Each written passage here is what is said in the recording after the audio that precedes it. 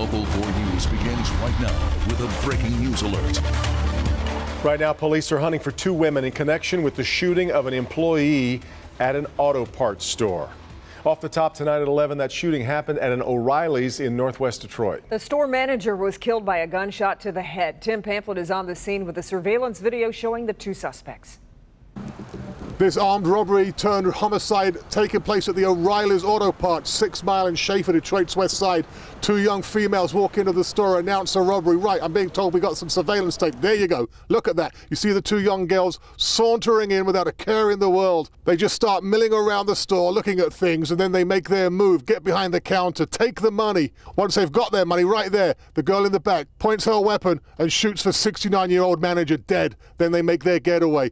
Absolutely senseless. There's no reason to shoot this gentleman, absolutely none.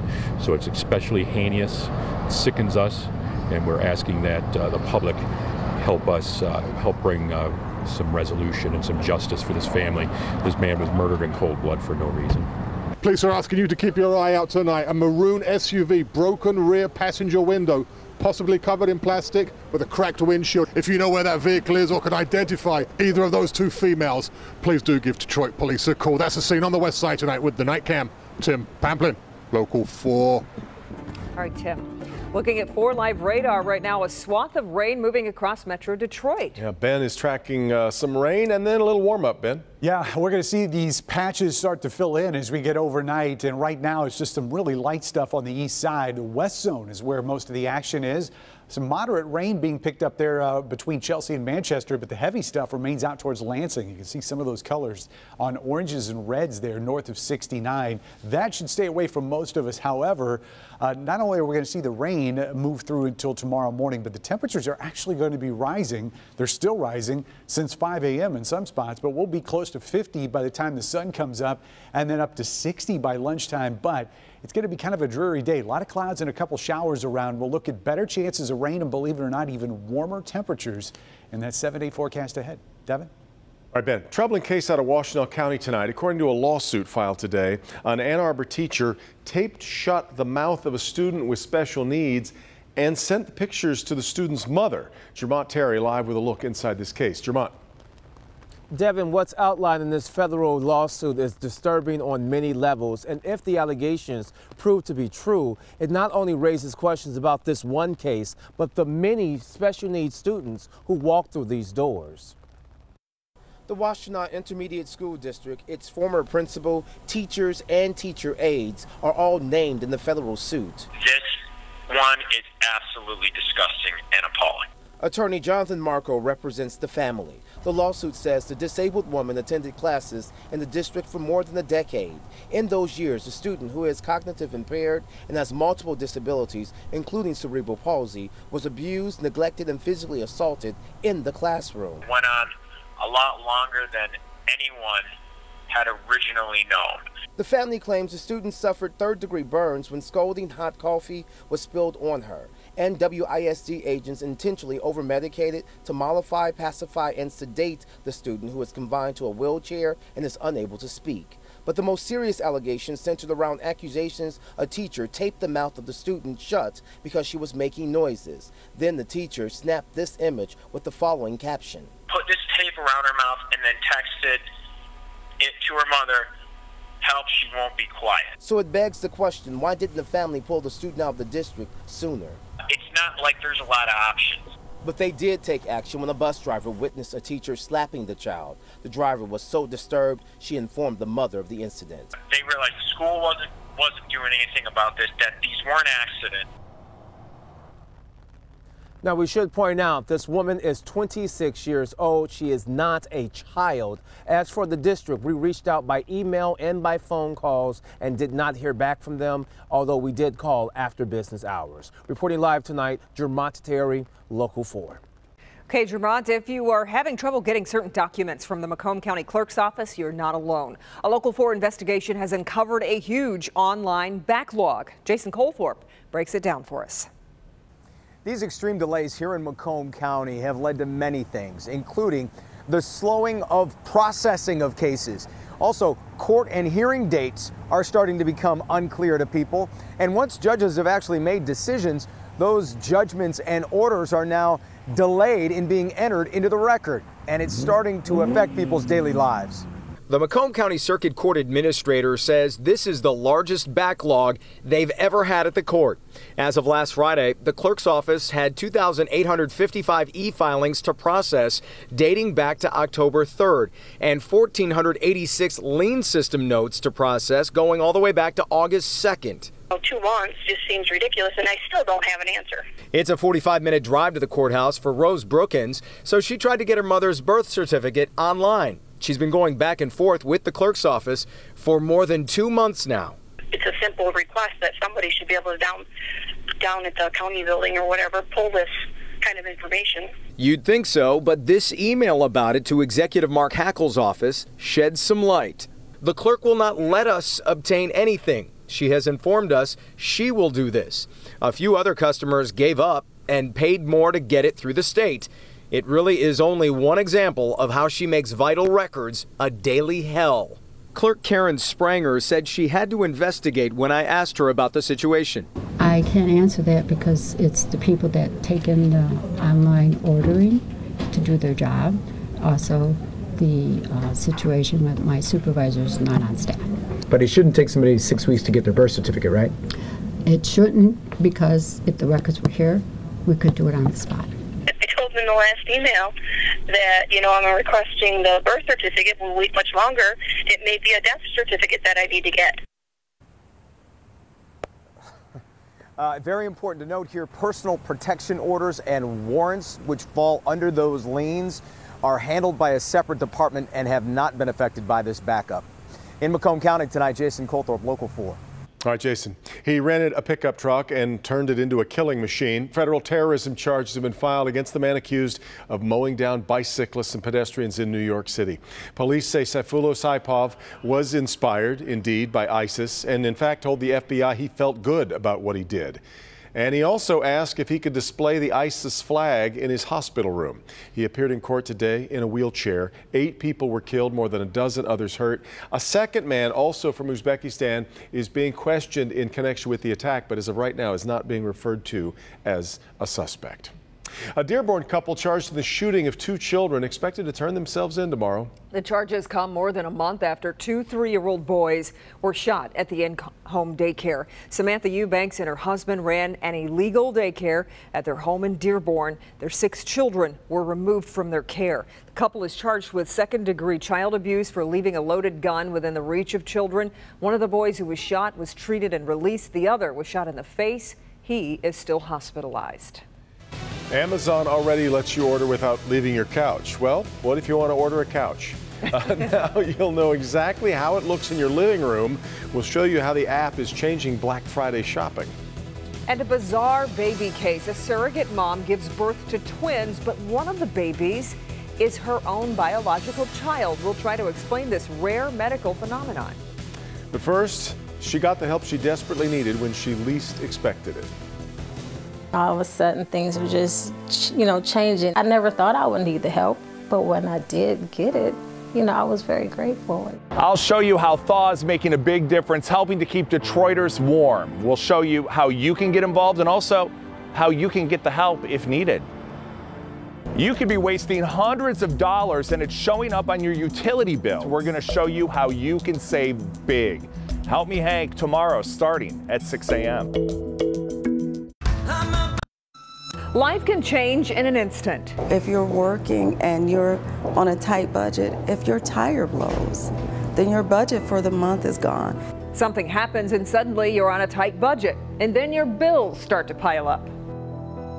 And with winter coming, the cost to stay warm can be too much. It happens to thousands of families in Michigan. But we can all help give the gift of warmth this year. Help Me Hank. Hank Winchester is here to show us how.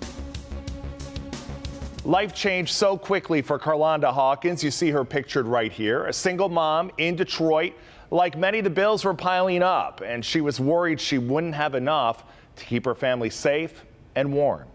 When you're pregnant, you never say, you know what, this kid's going to come here with complications. You never say, my life is going to change. When her son was just 1, he was diagnosed with stage 4 cancer, given just a couple years to live. He had a tumor the size of a lemon behind his brain. Tumors covering his brain behind both eyes. The mass in his stomach was the size of a grapefruit. Then he had tumors in both hip bones on steroids and chemo. She spent years in and out of the hospital with her son as he received treatments and had to endure surgery. And while he's now been cancer-free for more than 20 years, he still needs a few more surgeries. It's a scar ear, his chest, stomach, just full of scars, full of scars. And along with her own children, Carlonda had to take care of her ailing parents. My dad just recently passed, so I gave up everything to come here and take care of him because I didn't know after my mom passed that my dad was unable to really care for himself. Needless to say, the bills started piling up. So I was sitting there trying to figure out, hey, you know, this bill is due, I have other things I have to do, and you know, the income is just not coming in to meet the bills the way it should. Her son Anzio even took a job to help his mom with the bills. I'm trying to make sure I put money in their pockets as well as help moms with the bills here. Me being young, I was stressing more than I should. I was stressing like a 45-year-old man for a minute. But at a routine appointment, their doctor was about to change their lives for the better. And she said, hey, you guys need any help with your DTE bills? The family put in touch with a case manager from the Heat and Warmth Fund to help pay for their utility bills. Brittany made me feel like a person. She never made me feel like a person standing in line waiting for a handout or anything like that. That meant a lot to me because I have a lot of pride in how I take care of my family. And the best part, Carlonda says, the application process was easy. It was very easy. I mean, they tell you right up front what you need. There's no small print, so to speak, where, you know, you think everything is done and then they come at you with, hey, but now we need this. And now instead of worrying about the bills, the family looking forward to the future. I'm planning on going back to school to actually becoming an electrician, so maybe I can help y'all program, like donate my time to help, you know, do stuff for the community. And for anyone watching right now that may need the same kind of help, they hope you'll make the call they did. I thank you guys because it feels good to be helped for once. I'm so thankful. I am. I just can't express how thankful I am because, look, I have lights and it's thanks to Thaw. The need is great. That's why all day tomorrow on Local 4, we're holding a telethon benefiting Thaw, sponsored by DTE Energy. You can call in and donate from 5 a.m. until 6:30 tomorrow. The money will be used to help families right here in our community. Hank Winchester. Help me, Hank. You know, their story is so unique, and yet there are so many unique stories of people who need a little bit of help. You never know when you need that's that exactly help, right. too. Here's a look at what I'm working on for tomorrow night. She's a local mother on a mission to save infants after losing her baby girl. This is literally the most preventable death that I've seen for a baby. Sharing her grief and loss. This is very therapeutic for me and really helps me to feel like my daughter's death was not in vain. Warning other parents about the dangers of unsafe sleep habits. These are totally healthy babies that died. Her message to parents tomorrow at 11. And here comes Ben. So I bought these solar-powered landscape lights. They need about 8 hours to get their first full charge. Can you help a guy out here? Are you going to put the receipt on my desk? Yeah, exactly. The next step. Or the lights themselves. Oh, that's right. Better go hardwired. You should have called me before you did that. You know what? October gave us a boatload of rain spots. It looks like November is going to start out the same way. Here comes 4 Live radar, and yes, those landscape lights may not be working for a while out there. We've got plenty of rain, especially in our west zone and between Ann Arbor and Flint. You can see how some of these areas are starting to intensify as we're getting a little bit better dynamics in the mid and upper levels. You start looking here north of 69, and that's where that rain is a little bit heavier out towards Owasso. We'll probably miss out on the worst of it, but we're still going to see enough of it, anywhere from about a ½ inch to 3/4 of an inch by the time we wake up tomorrow morning. Now, the temperatures, as we told you at the top of the show, have actually been rising since we set our morning lows at 5 a.m. It's been slow and steady, but we're at 43, and we're still going to creep up. You can see some of the numbers that we're going to be seeing in the morning down here. Upper 40s, maybe even upper 50s by the time we start tomorrow. We'll look at that in your 4 zone coming up. Showed you a lot of Halloween pictures yesterday. Didn't get this one in. This is Leonardo from St. Clair Shores who says, boo. It's a rabbit in a witch's hat. Who needs a black cat on Halloween when you got Leonardo there? So thank you for that shot. We do anticipate seeing more rain during the day on Thursday, but it's going to be a lot lighter. So this push will move on by the time we wake up in the morning on Thursday. We'll probably see some light areas of rain through the day. It'd be tough to rule one out. And then once we get into the evening hours, that's when we'll see another renewed push of rain, probably less so than what we're going to be seeing overnight. Cold front comes through very late Thursday night into Friday, and that brings in some cooler weather, but we will at least get some sunshine in, so Devin may be able to illuminate her shrubs by Saturday. The warm front, though, coming back on the weekend, that's going to bring more showers, and it looks like we'll probably get in the first half of Saturday dry before that rain starts to arrive. So we're not going to be setting low temperatures in the morning. We'll actually be seeing these numbers warmer, and here's what the 8 a.m. temperatures look like. 50 in the city. Warmest numbers will be down here, upper 50s close to the state line, and then the numbers get cooler the further north you get. A lot of mid and upper 40s in our west zone, and north zone will be the coolest with mid 40s there in Sanilac County and the upper 40s down towards M59. Otherwise, high temperatures don't look too bad if it wasn't for the clouds and rain tomorrow. 62 is where we're going, and then numbers cool down with that sunshine on Friday, and we do have a chance of showers both weekend days. Looks like Sunday's a little bit better shot.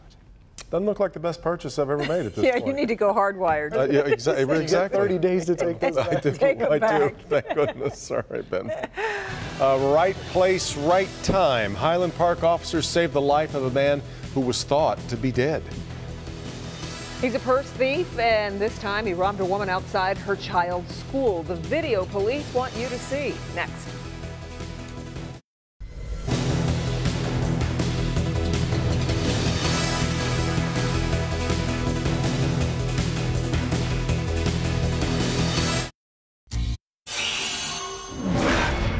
Two 14-year-old girls remain behind bars tonight, accused of attacking, robbing, and carjacking a pizza delivery man in Ypsilanti Township. I say they're 14. The high school freshmen appeared in court today. They were arrested after leading police on a chase. They are both, though, being charged as adults. Detroit police need help finding this man. He's been stealing purses from cars and robbed one woman at gunpoint outside her child's school. He was later caught on camera using one of her credit cards. Take a good look there. If you recognize this man, call police. Detroit's 2017 Christmas tree has arrived. Today, the 60-foot Michigan-grown spruce was placed atop the Woodward Fountain in Campus Martius. More than 19,000 energy-efficient lights. They're not going solar, though. They're going to plug those in. Hardwire. We'll light the tree at the annual tree lighting ceremony November 17th. Quick thinking by two Highland Park police officers saves a man's life. Officers Zulig and McCaw were on patrol when they received a call about an unresponsive man on a bus in Detroit. They arrived at the scene within a minute. It's hard to make out in the surveillance, but Officer Zulig quickly began CPR and the man started breathing again. While officers waited for an ambulance, the man's vitals began to fade. So the officers put him in their patrol car, rushed him to the hospital where the man was dead on arrival. But doctors did CPR a second time and brought the man back to life. He was flatlined. The doctor said he did die, but we saved him. It felt really good. And the doctor looked at my partner and I and said, it was all you. Wow. Wasn't his time, I guess. The man remains in the hospital tonight. He is listed in fair condition. A surrogate in California gives birth to twins and then discovers that one of the babies is her own biological child. The woman signed up to be a surrogate for a Chinese couple and became pregnant with two babies. After a successful C-section, the babies were passed to their parents. Well, the parents started to notice that the babies were not identical, and a DNA test proved that one of the babies belonged to the surrogate. After what's been an emotional court battle, the surrogate gained custody of her son. Amazon is offering shoppers an alternative reality this holiday season. The company rolled out its Black Friday Deals store, and for the first time, shoppers can use augmented reality when shopping. So here's how it works. You shop for items such as furniture, appliances, electronics, and toys on your phone. Then using augmented reality, you can see how it looks in your home. For now, the feature is only available on iPhones. So here's the thing. Do you actually need the item then?